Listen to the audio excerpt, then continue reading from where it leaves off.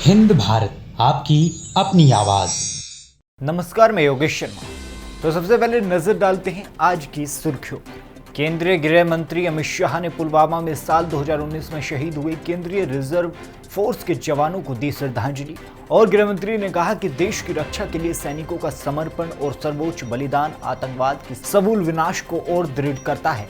बता दें कि फरवरी में ही 2019 में पाकिस्तान पर आयोजित आतंकी हमले में सीआरपीएफ के 40 जवान शहीद हो गए। वहीं नितिन गडकरी ने ज्ञान आधारित ऐप किया जारी और कहा कि ज्ञान से ही दुनिया में बदलाव हो रहा है। वहीं पीएम मोदी ने किया सबसे बड़ी स्वास्थ्य योजना का उद्घाटन और कहा कि अब गरीबों के बच्चे भी बनेंगे डॉक्टर। प्रधानमंत्री ने कहा कि गांव और शहरों में हेल्थ और वेलनेस सेंटर खोले जा रहे हैं। समय से बीमारियों का पता चलेगा तो इलाज में आसानी होगी।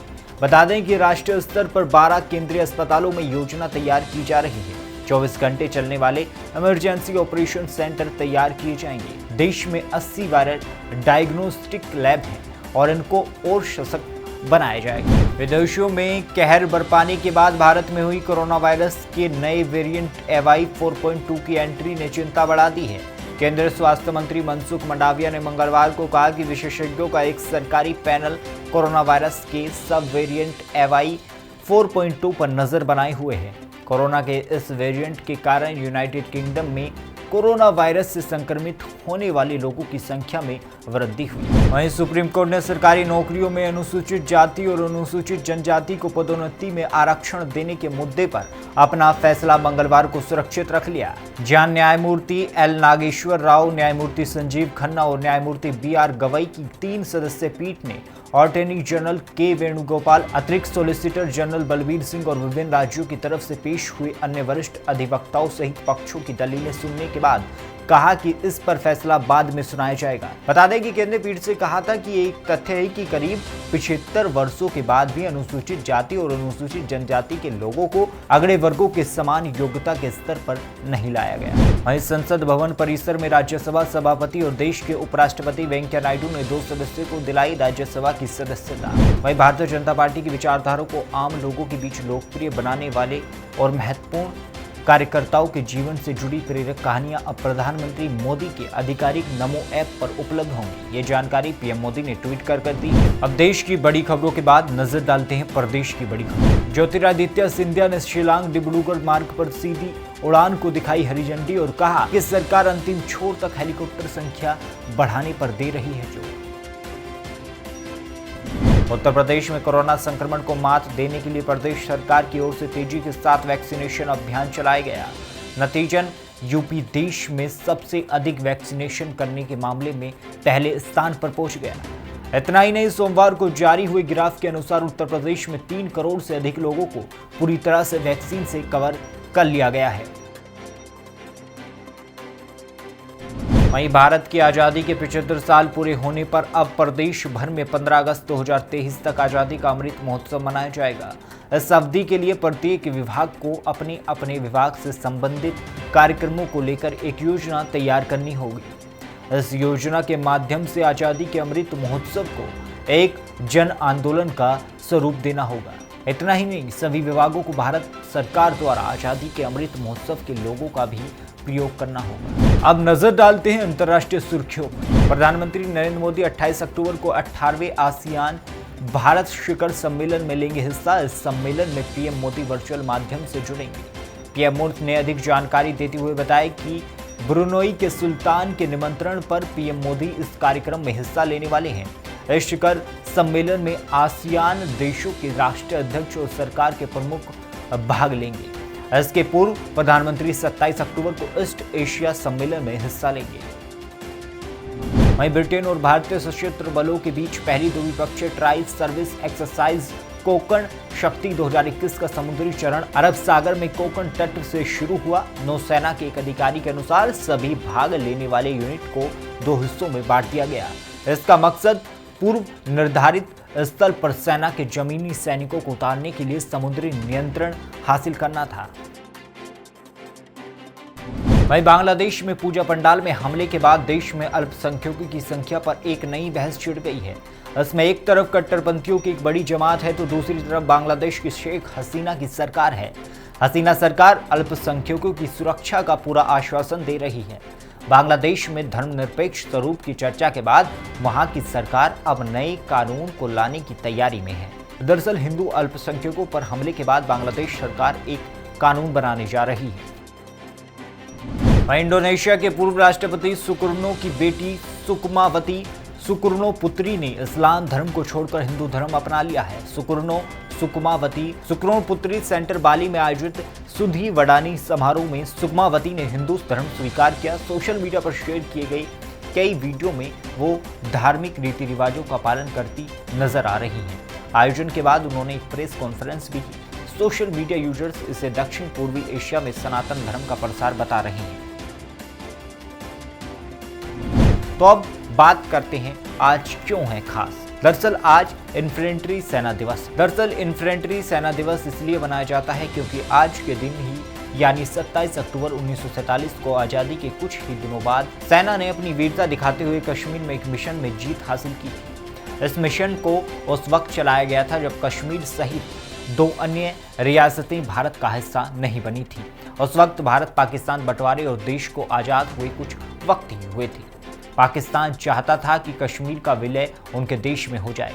उनका तर्क था कि कश्मीर में बड़ी मुस्लिम आबादी होने के कारण उसे पाकिस्तान में शामिल कर लेना चाहिए, लेकिन उस वक्त कश्मीर पर शासन कर रहे राजा हरि सिंह ने इससे साफ मना कर दिया था। 75वें सेना इन्फेंट्री दिवस के अवसर पर chief of defence staff general Bipin Rawat ने भारतीय सेना प्रमुख जनरल MM नरवणे के साथ राजधानी दिल्ली में राष्ट्रीय युद्ध स्मारक पर माल्यार्पण किया। दरअसल इन्फेंट्री डे को स्वतंत्र भारत की पहली सैन्य घटना की याद के रूप में मनाया जाता है।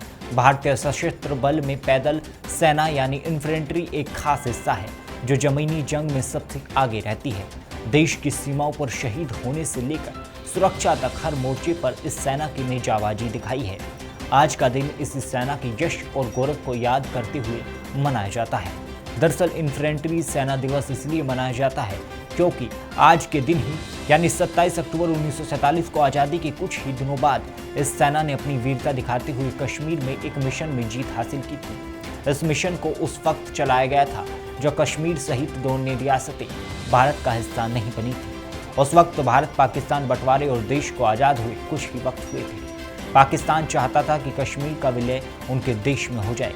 उनका तर्क था कि कश्मीर में बड़ी मुस्लिम आबादी होने के कारण उसे पाकिस्तान में शामिल कर लेना चाहिए, लेकिन उस वक्त कश्मीर पर शासन कर रहे राजा हरि सिंह ने इससे साफ मना कर दिया था। सिख रेजिमेंट की पहली बटालियन सेना का एक दस्ता पहुंचा था। हरि सिंह के इनकार के बाद पाकिस्तान ने एक चाल चली और कबायली पठानों को कश्मीर में घुसपैठिए बनाकर भेजने की योजना बनाई। कबायलियों की एक फौज ने 24 अक्टूबर 1947 को तड़के सुबह कश्मीर में प्रवेश किया। तब महाराजा ने भारत से मदद मांगी और भारत ने मदद के तौर पर भारतीय सेना की सिख रेजिमेंट की पहली बटालियन से एक पैदल सेना का दस्ता हवाई जहाज से दिल्ली से श्रीनगर भेज दिया। जाबाज पैदल सैनिकों ने जाबाजी दिखाई और 27 अक्टूबर 1947 में कश्मीर में घुसपैठ करने वाले आक्रमणकारी कबायलियों से लड़कर कश्मीर को उनसे मुक्त करा दिया।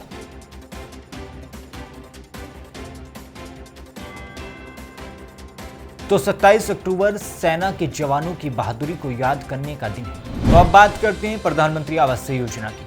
भारत में एक बहुत बड़ा तबका ऐसा है जिसके पास अपना खुद का घर नहीं है। इसी को ध्यान में रखते हुए प्रधानमंत्री आवास योजना के तहत लाखों लोगों को उनका घर दिया जा रहा है। सरकार की इस योजना से अब तक कई लोगों ने लाभ प्राप्त कर लिया है। इसी कड़ी में आज हम आपको बताने जा रहे हैं कि आप कैसे ऑनलाइन प्रधानमंत्री योजना में अप्लाई कर सकते हैं और ये प्रक्रिया काफ़ी आसान है। ऑनलाइन आवेदन करने में आपको किसी भी प्रकार की दिक्कत का सामना नहीं करना पड़ेगा। सरकार की इस योजना में अप्लाई करने से पहले आपको कुछ निश्चित मानदंडों पर खरा उतरना जरूरी है, वरना आपके नामांकन को रद्द कर दिया जाएगा। प्रधानमंत्री आवास योजना के तहत अब आप शहरों में भी आवेदन कर सकते हैं। ऑनलाइन आवेदन के लिए पोर्टल 2021 में भी खुला हुआ है। सरकार की प्रधानमंत्री योजना का लक्ष्य देश के सभी लोगों को रहने के लिए घर उपलब्ध कराना है।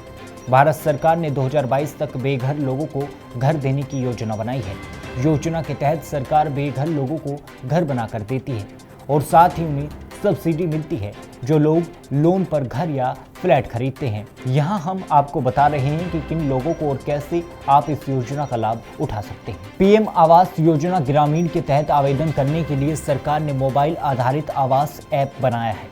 इसे गूगल के प्ले स्टोर से डाउनलोड किया जा सकता है।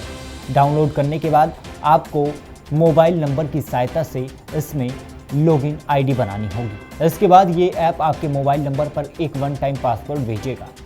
इसकी मदद से लॉगिन करने के बाद आवश्यक जानकारियां भरें, जिसके बाद पीएम आवास योजना के तहत घर पाने के लिए आवेदन करने के बाद केंद्र सरकार लाभार्थी का चुनाव करती है। इसके बाद लाभार्थी की फाइल लिस्ट प्रधानमंत्री आवास योजना की वेबसाइट पर डाल दी जाती है। बता दें कि भारत सरकार ने साल 2015 में प्रधानमंत्री आवास योजना की शुरुआत की थी।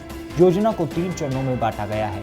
योजना का पहला चरण जून 2015 में शुरू हुआ, जो मार्च 2017 में खत्म हो गया। दूसरा चरण अप्रैल 2017 से शुरू हुआ और मार्च 2019 में खत्म हो गया। तीसरा और आखिरी चरण अप्रैल 2019 में शुरू किया गया और मार्च 2022 तक खत्म हो गया। तो प्रधानमंत्री आवास योजना और भारत सरकार का लक्ष्य ये है कि देश के हर व्यक्ति के पास अपना पक्का घर होना चाहिए। फिलहाल इस बुलेटिन में इतना ही। देश दुनिया की तमाम खबरों के लिए जुड़े रहें हिंद भारत न्यूज के साथ। देश दुनिया की तमाम खबरों के लिए देखते रहें हिंद भारत। लाइक, सब्सक्राइब और शेयर करना ना भूलें।